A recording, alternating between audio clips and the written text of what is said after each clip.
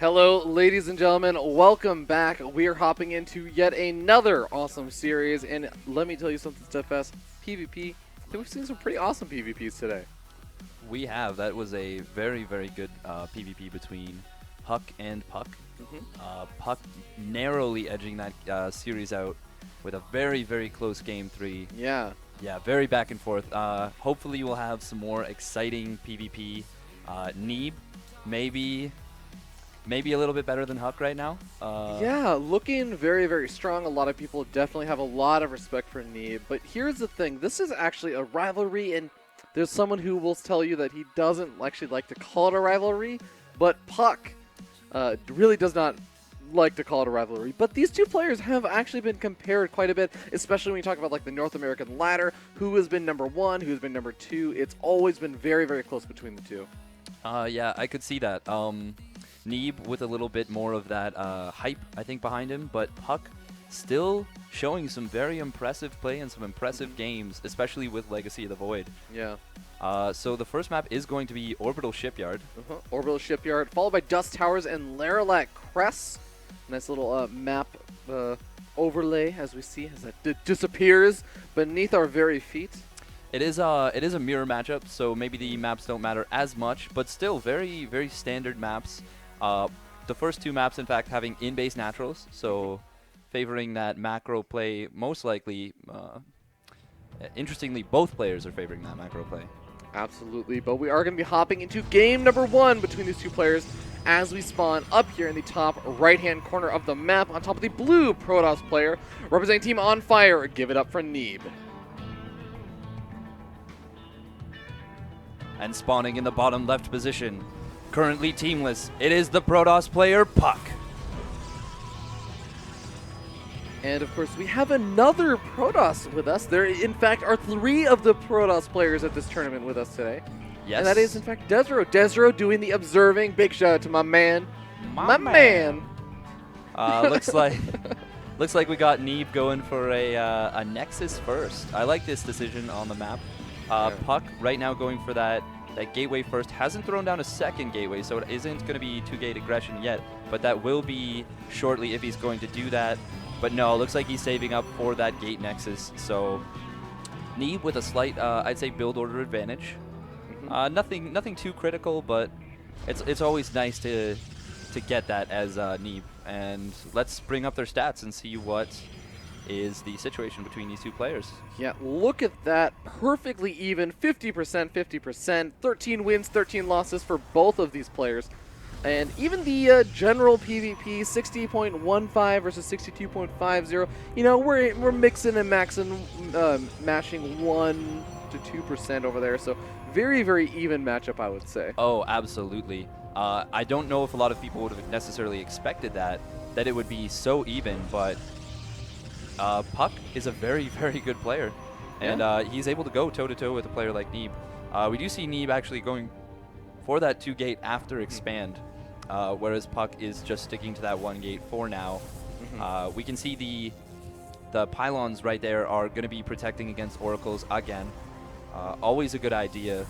And if we look back at Neeb's base, I believe he will have done the same. Nice probe harass from Neeb, by the way.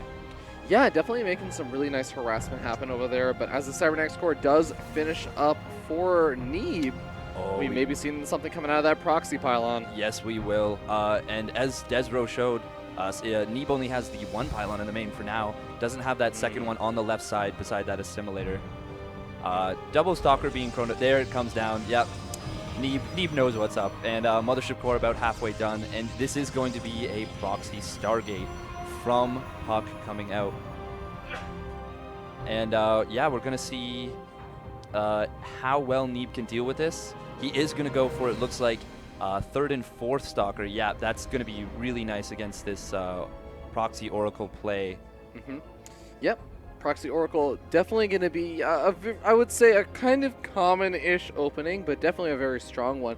We can already see that Neeb is getting prepared to set up for this as the pylon and the natural expansion ready to be photon overcharge. Stalker in the main base sitting by that mineral line. It even has 2 extra pylons over there. And yeah, I even like the kind of walling in, going to prevent these easy Adept micro around the mineral line. In fact, this Adept may find itself trapped now. Yeah, that's actually a pretty big loss for puCK. Picking off 2 probes is nice. Does give him a slight worker lead, but it's going to make it so that the Proxy Oracle doesn't actually... There's no potential for Neeb to maybe be distracted by that Adept and have it do a bit of extra damage. There is a second Adept there on the front, but you can't one-shot those probes with just the one Adept. Yeah, one Adept, not nearly as useful as having that pair. They do like to go and travel in pairs, but we have Blink being researched over here for puCK, and he may be looking to be a bit aggressive. I think it was something that you said earlier. puCK definitely known for a lot of that Blink control, sometimes even without Blink being researched, just with a Warp Prism. Yeah, that was really nifty in his series versus puCK. Ooh, first Oracle does get pushed away. Doesn't activate his Pulsar Cannon, so not going to be losing a ton of energy, but not doing any damage. It's, that hurts a little bit. Yeah. puCK, though, is going up to a lot of gateways right now. Adding on, how many is this? That's a lot of gateways. We see 6 gates so far. Might be deciding to go for maybe a Blink Stalker all-in. He definitely could start getting very, very aggressive, and this isn't a terrible map for that Blink play, just between the 3rd expansion and the natural, or sorry, they say the main base. But we already have the Oracle getting a little bit of vision as well, and sees that, yes, in fact, Neeb is going for a Blink of his own. It's just, it's so uncommon to not see Blink at that in this matchup. Yes, and I love this pylon from Neeb. Going to be spotting that 3rd base for a while, as well as the Observer getting there. At the very least, this is going to hold the army back for a little bit. As we can see it cancel, nicely done from Neeb. I mean, just cute little play, but we do have Footstone Overcharge going down, forcing that Oracle back a little bit further. Forge finishing up, and something that a lot of Protoss players just tend to forget about, getting those upgrades. And it's always nice to see a couple of players going for those. Neeb going to be on top of it. Those +1 weapons, they really do add quite a punch for the Immortals. Yeah, they do, and we do see the 3rd Nexus going down from puCK. You're generally just going for a lot of gateways. Looks like more of a safe play than maybe an all-in one, as they are. Both players are still building probes, but I think Neeb's going to start to pull ahead in that economy, and you can see that the army supply is already 10 in favor of Neeb, going for that slightly later Twilight Council, faster Robo for more Immortals. He's just going to have a slight but notable lead going into the mid and late game. Yeah, it definitely makes a lot of sense. Robotics Bay coming out for puCK, and he is one big fan of that Disruptor play. And I wouldn't even be surprised to see maybe a Warp Prism coming out sometime soon. Just going for even some of the Disruptor drops is something I know he's not afraid of doing. Yes, and we see that our Observer showing us that Neeb's Observer is showing him that puCK is going Disruptors. Hasn't seen a second robotics facility yet, because we have not seen a second robotics facility yet, but Neeb is going to respond with a Dark Shrine of his own. Interesting. Dark Shrine is a very, very interesting choice. You know, it's always great for, you know, getting out things like, of course, the Archons, but in terms of direct harassment and everything, it is a little bit harder, because I would actually say very map dependent. This is one of the maps that I am not a huge fan of Dark Shrine on, because you have to think about Dark Templar. Unless you get out the Warp Prism and start harassing from the backside and warping them inside their main base, there's only one pathway those Dark Templar are ever going to walk through, and that's generally where the army is sitting with the Observer. And as you say that, we see the army sitting there with the Observer. Absolutely correct. And we even see puCK getting cannons in each base. So maybe the only way that Neeb can get something done is to load up a Warp Prism with 4 DTs. Oh, I love this from puCK. He's sensing it. Load up a Warp Prism with 4 DTs and actually drop on top of the cannon. But as I say this, we are going to see a push coming out from Neeb. And puCK actually has a couple Disruptors in his army already, I believe. Yeah, Disruptor, I guess, a little bit further back, I suppose. Yeah, they're not out yet. First one is just coming out now.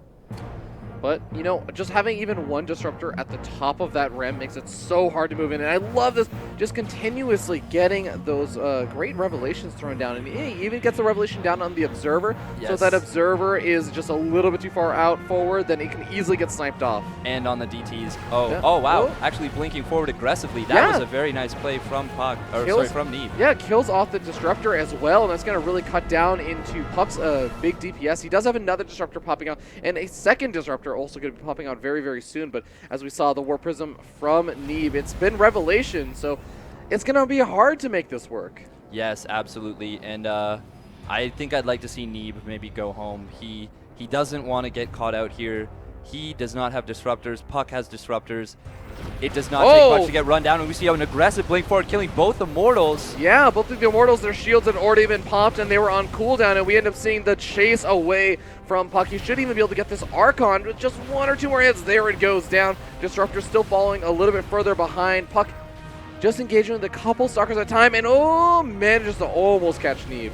Not quite, though, and Neeb is going to have to retreat. Oh, move commanding his army is puCK. Oh, no. puCK losing so many Stalkers right there for free. That is...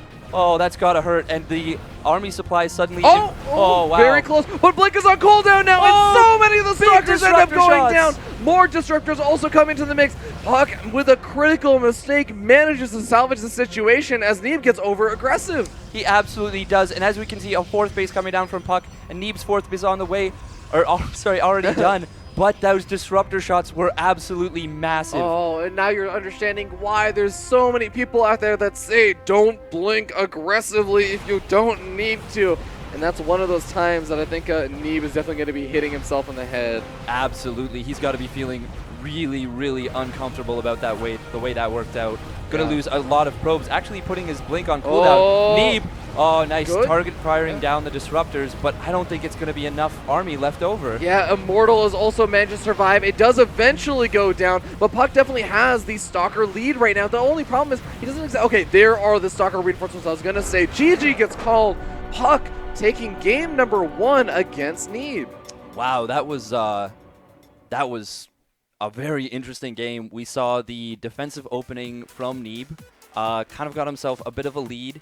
puCK with that really late 3rd base, but always skilled with the army pretty well, defended the attack. Neeb maybe overstayed his welcome, and then got caught awkwardly in the middle of the map and didn't really know what to do. Ended up retreating, and yeah, the way that worked out was we just saw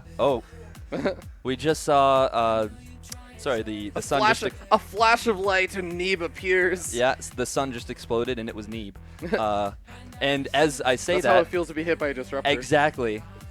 Sun exploded right on top of Neeb's face, and that was just too much for him to deal with. It was a little bit too much. And that's, again, I know I already said this, but going into those Disruptor hits and how difficult it can be when you get hit, when there's a Disruptor attack coming at you and you're not out of the way, it's so easy to say, like, you used up your Disruptor shot. I can blink forward and now either try and kill off that Disruptor. It's such a high-risk, high-reward play. Yeah. But if they have the second Disruptor behind, that's one of the reasons why you always want to use that blink as a retreating thing. And Neeb just got so over-aggressive because I don't think he knew, he didn't realize another Disruptor was there that still had its cooldown off. No, he was counting on puCK not having any more Disruptor shots, as you say. And unfortunately, he was just wrong about that, and it ended up costing him a lot of Stalkers and pretty much the game. Absolutely, but we are going to be hopping into yet another match.